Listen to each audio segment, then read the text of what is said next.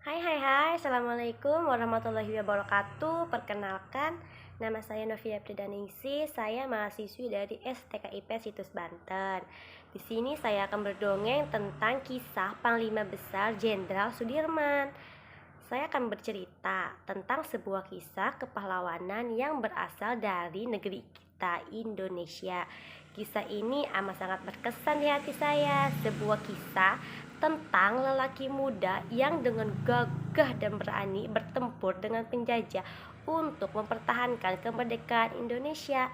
Laki-laki itu bersama Jenderal Sudirman. Halo, saya Jenderal Sudirman. Pasti pada penasaran kan siapa aja yang ada di cerita ini? Kita perkenalkan satu persatu ya. Di sini ada Panglima Besar Jenderal Sudirman. Halo, aku Jenderal Sudirman. Oke. Terusnya di sini ada presiden kita, Presiden Soekarno. Halo, aku Presiden Soekarno. Dan di sini ada tentara Belanda atau bisa disebut menir, komandan. Di sini ada komandan tentara. Halo, aku komandan tentara atau bisa disebut menir. Yogyakarta, 19 Desember 1948. Pada hari itu matahari bersinar dengan sangat cerah. Orang-orang sedang menikmati kehangatan sinar matahari pagi. Mereka hidup penuh dengan kebahagiaan. Mereka bekerja keras, bersenda gurau, saling mengasihi satu sama lain. Keceriaan, kebahagiaan itu senantiasa menghiasi kota Yogyakarta. Lalu tiba-tiba di tengah keramaian, pesawat cocor merah milik Belanda menembaki gedung di jalan raya. Dan terdengar ledakan bom yang sangat keras di mana-mana, sangat menegangkan dan menakutkan. Orang-orang berhamburan keluar rumah, lari menuju ke tempat yang aman. Mereka yang tak bisa lari kemudian terkapar di jalan-jalan, berlumuran darah, sungguh amat memilukan. Cerita tentang penyerbuan Belanda ini telah sampai ke telinga Jenderal Sudirman. Jenderal Sudirman pun geram.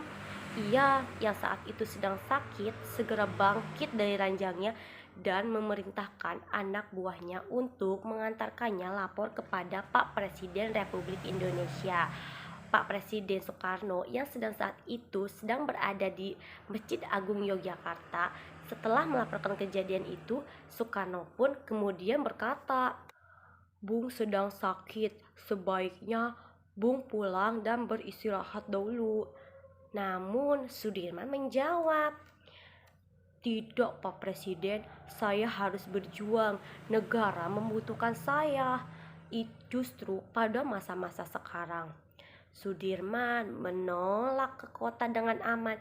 Ia justru bertekad akan bergerilya melawan tentara Belanda. Ia merasa bertanggung jawab sebagai panglima besar untuk memimpin perlawanan tentara bersama rakyat.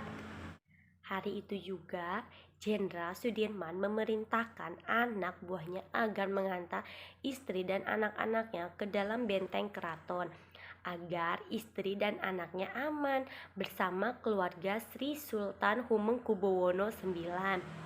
Lalu Jenderal Sudirman pun kemudian melalui perjalanan gerilyanya dari Yogyakarta menuju Kediri loh, melalui hutan-hutan yang terjal bersama dengan satu regu besarnya. Di berbagai wilayah Indonesia lainnya, tentara Belanda terus melakukan penyerangan. Di Yogyakarta, mereka berhasil menangkap Pak Presiden Soekarno, Muhammad Hatta, Agus Salim, dan beberapa pemimpin negara lainnya.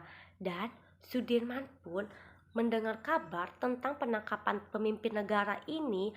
Kabar ini sangat menyakitkan bagi Sudirman. Pada saat itu juga Sudirman mengirimkan berita melalui pancaran radio. Sudirman dengan gagah dan berkata berani, "Saya Sudirman, saya tidak turut ditangkap.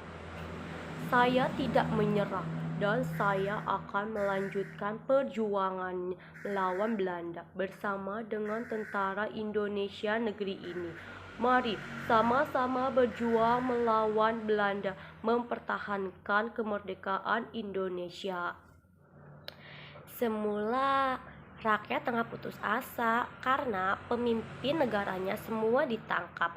Begitu rakyat mendengar kabar bahwa Jenderal Tentara Sudirman masih ada, mereka bersorak gembira dan penuh pengharapan doa. Namun, lain halnya dengan tentara Belanda. Mereka geram karena belum bisa menangkap Jenderal Sudirman. Mereka pun berusaha memburu Jenderal Sudirman dengan segala cara. Karena Jenderal Sudirman memang sangat ahli dalam strategi mengecoh lawan, berkali-kali loh pasukan Belanda hampir menangkapnya namun selalu gagal. Untuk menghindari Belanda, salah satu anak buah Jenderal Sudirman yang perawakannya sangat mirip dengan Sudirman menyamar. Ia mengenakan mantel hijau yang selalu dipakai oleh Jenderal Sudirman. Tentara Belanda yang melihat pria bermantel hijau langsung gaduh. Itu Sudirman, itu Sudirman, Dirman. Belanda pun menyerang dengan menerjunkan pasukan untuk menangkap Jenderal Sudirman. Setelah ditangkap dan diperiksa, ternyata itu bukan Sudirman, melainkan anak buahnya. Setelah itu, Jenderal Sudirman berhasil lolos dan mereka melanjutkan perjalanannya. Sampailah Sudirman dan pasukannya di Sendayu. Ternyata salah satu dari mereka ada seorang mata-mata yang melaporkan ke tentara Belanda. Menir, itu Sudirman. Komandan tentara itu langsung mengamati Sudirman dan pasukannya yang tidak nampak seperti pasukan tentara, karena pasukan Sudirman menyerupai rakyat biasa yang memakai sarung dan berpakaian biasa, tidak seperti tentara. Sudirman pun dan pasukannya sedang berzikir bersama-sama. Komandan itu pun lalu berkata, "Bukan, itu bukan Sudirman, itu rakyat biasa. Sudirman bukan seperti itu." Dan mereka pun selamat dari serangan Belanda. Pada 22 Maret 1949, akhirnya pasukan Jenderal Sudirman tiba di desa Sogo, Kabupaten Pacitan. Akhirnya mereka bermarkas di desa ini. Strategi perang pun disusun serta komunikasi pun baik dengan komunikasi radio. Serangan ini pun dipimpin oleh Letnan Kolonel Soeharto dan bisa mengalahkan Belanda loh. Akhirnya Belanda pun kalah. Kabar berbagai kekalahan Belanda pun di wilayah Indonesia terdengar di seluruh dunia. Akhirnya setelah kemenangan, Jenderal Sudirman pun kembali ke Yogyakarta untuk menemui Soekarno yang telah dilepaskan Belanda. "Baiklah, tugasku telah selesai," kata Sudirman. Soekarno pun menjawab, "Terima kasih. Sekarang sudah saatnya Adinda beristirahat." Sudirman pun kembali ke rumah dan berkumpul bahagia bersama keluarganya. Sekian dari saya. Wassalamualaikum warahmatullahi wabarakatuh.